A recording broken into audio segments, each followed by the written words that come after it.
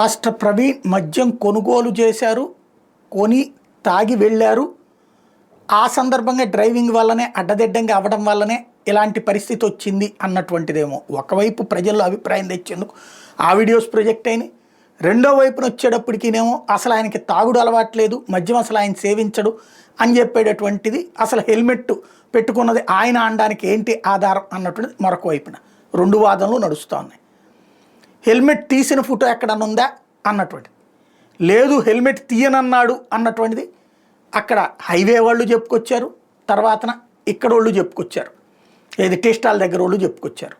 ఆయనే ప్రవీణ్ అని మీరు ఎట్లా చెప్తారంటే ఆ ఫోటోలో చూసాం కాబట్టి చెప్తున్నాం అని చెప్తున్నారు. బట్ అదే ఎట్లా నువ్వు నిరూపిస్తావు అని వాళ్ళని దబాయిస్తున్నారు. ఈలోపు భార్య సోదరుడు స్పష్టంగా అడిగారు దీంట్లో రాజకీయాలు వద్దని. ఎందుకంటే ఇంతకుముందే అనుకున్నట్టు మద్యం సేవించి డ్రైవింగ్ చేస్తే కనుక వాళ్ళకి ఇన్సూరెన్స్ వర్తించదు, అప్పుడు వీళ్ళ కుటుంబం వీధిని పడుతుంది. ఇప్పుడు డాక్టర్లకు ఒక పరీక్ష, ప్రభుత్వానికి ఒక పరీక్ష. మద్యం సేవించకుండా ఆయన డ్రైవ్ చేశాడు అని కనుక పోస్ట్ మార్టం వచ్చింది అనుకోండి, మరి ఇట్లా అడ్డదిడ్డంగా ఎట్లా వచ్చింది డ్రైవింగ్, ఎందుకు జరిగింది, అన్నిసార్లు ఎందుకు కింద పడ్డాడు ఏంటి అన్నట్టు. మద్యం సేవించాడు అని ఇస్తేనేమో ఇంకొక రకం వస్తుంది, అక్కడ ఇన్సూరెన్స్ రాదు, వాళ్ళ కుటుంబం ఇప్పుడు సహకరిస్తున్నటువంటి పరిస్థితి. ఇది విచిత్రమైనటువంటి వాతావరణం.